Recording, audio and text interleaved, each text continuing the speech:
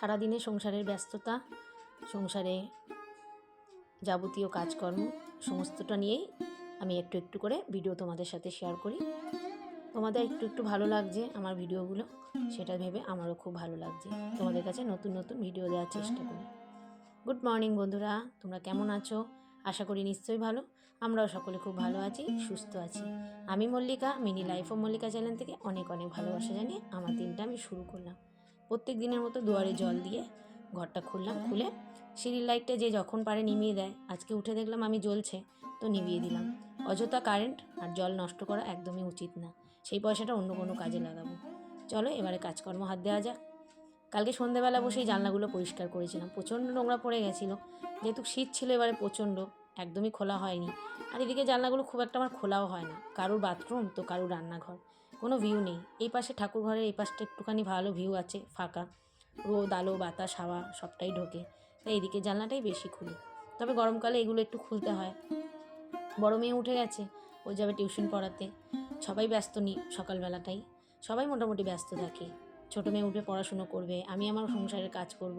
প্রদীপ বেরাবে, বাজার যাবে। বড় মেয়েও নিজে টিউশন করতে যায়, তারপরে বাপির দোকানে একটু আধটু সময় পেলেই যায়। সবাই মোটামুটি ব্যস্ততেই আজকে সারাদিনটাই আমাদের কেটে যায়।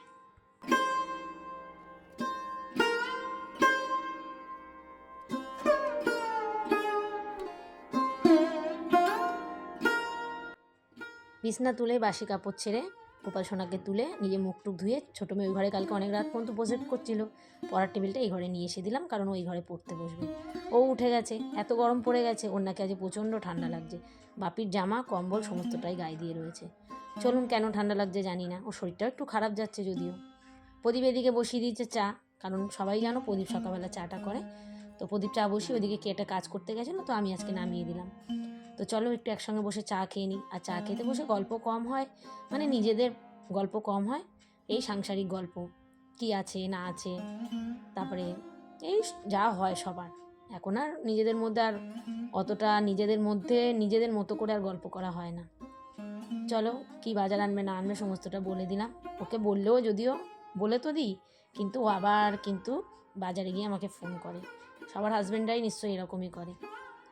অনেকটা বাসি ভাত ছিল, তো ভাবলাম চলো আজকে একটু ভাত ভাজা করে দিই। তবে 3 জনের 3 রকম টিফিন করেছি। আর আমার তো কদিন আগে শরীরটা খুব খারাপ হয়েছিল, আমি এখন এইসব কিচ্ছু খাচ্ছি না সকালে। আমাকে ইউটিউবের এক ভাই আমাকে বলেছে, আমার ইউটিউবেই পরিচয় সেই ভাইয়ের সাথে, প্রশান্ত ভাইয়ের নাম। ভাই আমাকে বলেছে যে দিদি তুমি একটু না কদিন জলমুড়ি খাও। ওরা গ্রামের মানুষ তো আমাকে যেহেতু কেউ বলেছে, ছোট বলে যে সে আমাকে বলেছে, আমি কথাটা অমান্য করবো একদমই না। আমি তার কথা মতো কিন্তু জলমুড়ি প্রত্যেক দিন খাচ্ছি। ক্ষতি হচ্ছে না, মুড়িটা একটু ধুয়ে আগে ফেলে দিই, কারণ মুড়ি তো বেশি খাওয়াও ভালো না। তো মুড়িটাকে জল দিয়ে ধুয়ে ফেলে দিয়ে জল মুড়ি বাতাসা দিয়ে আমি প্রত্যেক দিন এখন খাচ্ছি। 3 জনের 3 রকম টিফিন। বড় মেয়ে খাবে পরোটা, ছোটো মেয়ে স্কুলে রোল নিয়ে যাবে, ভাত ভাজা খেয়ে যাবে। একটু ডিম আলু দিয়ে ভাতটা ভেজে দিয়েছি, প্রদীপও ভাত ভাজা খাবে। মানে সকালবেলাটা বুঝতে পারছেন কতটা ব্যস্ত থাকে। ছোটো মেয়ের টিফিন কী নেবে করতে করতে বললাম রোল করে দেবো, তারপরে সে এক পায়ে রাজি। ওকেও ভাত ভাজা দিয়ে দিচ্ছি, ওর দিদি টিউশন করিয়ে চলে এসছে, তা বললাম মানুষকে চুলটা বেঁধে দে বোনের। ও চুলটা বাঁধতে পারে না, ড্রেস ট্রেস পরে নেয়। আমার বড় মেয়ে কিন্তু এই সময় চুল বাঁধা শিখে গেছিলো, ও এখনও ঠিকঠাক বাঁধতে পারে না। চলো টিফিনের রোলটাকেও গুছিয়ে দিই, একটু পেঁয়াজ টমেটো শসা একটু স্যালাড দিয়ে দিলাম, মানে শসা পেঁয়াজ দিয়ে একটুখানি টমেটো কেচাপ দিলাম আর একটু গোলমরিচ দিয়ে র্যাপ করে দিলাম। টিফিন কোর্টে ভরে দেবো, টিফিন টাইমে খেয়ে নেবে, ব্যাস নিশ্চিন্ত। টিফিনটা নিয়ে না বড় চিন্তায় পড়ে যায় জানেন। আমরা তো আমি ওর বাপি খেয়ে নেব, কিন্তু মেয়েরা খুব একটা বায়না করে না, দিয়ে দিই, যা দিই তাই খেয়ে নেয়। আজকে ওর বাপি আর আসতে পারবে না, আর ওর দোকানে মানে আমাদের দোকানের সামনেই যেহেতু প্রদীপের ডলের স্কুলটা, তো প্রদীপের টিফিনটা নিয়ে ডলকে আমি বেরিয়ে গেলাম অটোতে তুলতে। টোটোতে তুলে দিলে ওর বাপি দোকানের সামনে নামবে, ওখান থেকে ওর বাপিকে টিফিনটা দিয়ে স্কুলে ঢুকে যাবে, কারণ প্রদীপ আজকে তাড়াতাড়ি একটু বেরিয়ে গেছে, ওর একটু কাজের চাপটা বেশি সেই কারণে। চলো মেয়েও বেরিয়ে গেল, তারপরে আমি একটু দোকান বাজার করে নিয়ে ঢুকবো। আমি যখনই নামি না তখনই কিছু না কিছু নিয়ে আমি ঢুকবো। দেখলাম অনেক কিছুই বাড়ন্ত, মাসে যে কতবার মাসের সদাই আসে চিন্তার বাইরে। এই নিয়ে 3 রাউন্ড, বুঝলে, একবারে নিয়ে নিলে কি হবে, ঠিক কোথা না কোথা দিয়ে শেষ হয়ে যায়। তো চলো তারপর একটু শসা একটুখানি টমেটো নিয়ে নিলাম। আর এই মাসির হাসিটা দেখো, এত সুন্দর, বলছে আমার ভিডিও করছো? আমি বললাম হ্যাঁ। তো সবাই তো আর রাজি হয় না, খুব হাসি দিল, হাসিটা সত্যি সুন্দর। সবজির দামটা একটু উনি বেশি নেয়, কিন্তু ফ্রেশ সব সবজিগুলো, একদম ফ্রেশ। মাসির 2টো মেয়ে আছে, আমার সঙ্গে গল্প করে। বাড়ি আসতে আসতেই এর বায়না আমার সঙ্গে ওপরে উঠবে। একে তো আপনারা চেনেন, দেখেছেন স্কুল থেকে একদম ডাইরেক্ট মানে আমার আগে আগে উঠেছে, আমার পিছনেই ছিল, আমার আগে আগে উঠে গেছে। যদি ওর মা আটকে দেয়, স্কুল থেকে এসছে দেখো খাবে টাবে ফ্রেশ হবে, সব মারাই এটাই করে। যাই হোক ওর পরীক্ষা চলছে, তো ওর মাকে বললাম ওকে তাহলে ড্রেসটা খুলে আমাকে একটু পাঠিয়ে দাও, আমার কাছে থাকুক একটু, তারপরে আমি পাঠিয়ে দেবো ওখানে। তো ওই মানে গেটের সামনে দাঁড়িয়ে ড্রেস খুললো, আর ঘরে ঢোকেনি জানো তো। যদি ওর মা পরে না ঢুকতে দেয়, আসতে দেয় আমার কাছে, ভীষণ ভালোবাসে আমার কাছে আসতে। আর আমারও ওকে খুব ভালো লাগে, কারণ ও খুব ঠান্ডা দুষ্টু বাচ্চা, আমার ভালো লাগে, বাচ্চা জিনিসটাই আমার কাছে ভালো লাগে। আর আমার মেয়েরাও যেহেতু খুব ভালোবাসে বাচ্চা, এসেই তো আগে দিদিদের খুঁজছে, কিন্তু দিদিরা তো কেউ নেই, একজন স্কুলে, একজন বাপির দোকানে বেরিয়ে গেছে।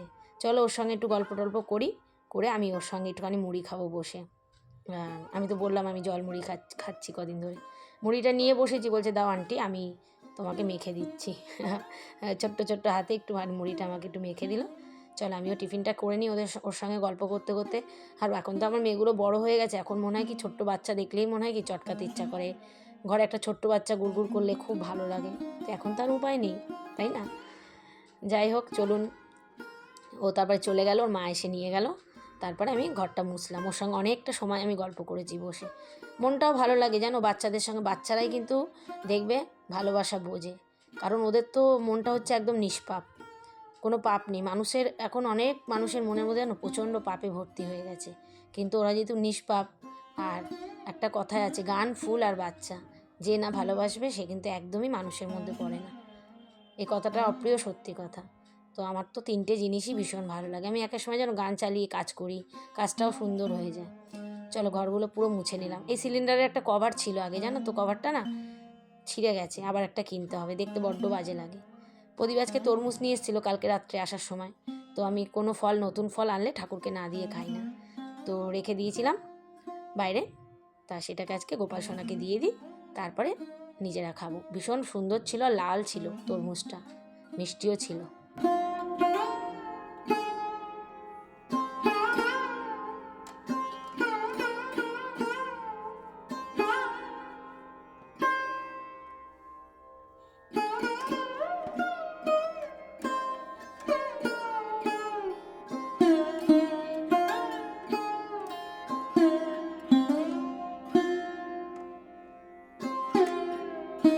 পুজো দিয়ে ছুটতে চলে এসেছি রান্নাঘরে, আজকেই ডেচকিতে ভাত করছি, কারণ বড় মেয়ে ফোন করলো মা দিদা বাড়ি চলে যাবো ওর বাপির দোকান থেকে, কারণ ওর দিদা বিকেলবেলা সরু চাকলি করবে। আর আমার বড় মেয়ে যেহেতু এসবগুলো করতে খুব ভালোবাসে, ওর দিদাও ওর সঙ্গে করতে এগুলো খুব ভালোবাসে, তো চলে গেছে ও দিদা বাড়ি। তো ওই জন্য ভাবলাম, আর আমরা তো একবেলা ভাত একবেলা রুটি খাই, তো এক কারি ভাত করলাম না হাঁড়িতে, আমি প্রদীপ আর ডলের জন্য ওই গামলাতেই ভাত করে নিলাম।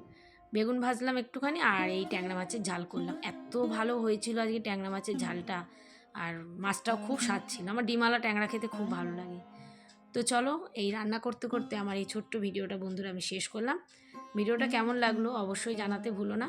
ভিডিও ভালো লাগলে লাইক কমেন্ট শেয়ার করে আমার পাশে থেকো। আবার দেখা হবে কালকে একটা নতুন ভিডিওর সাথে। আর যারা আমাকে বন্ধু করে নিয়েছে অসংখ্য ধন্যবাদ, যারা বন্ধু করনি একটু পাশে থেকো বন্ধুরা, একটু এগিয়ে নিয়ে যেতে সাহায্য করো।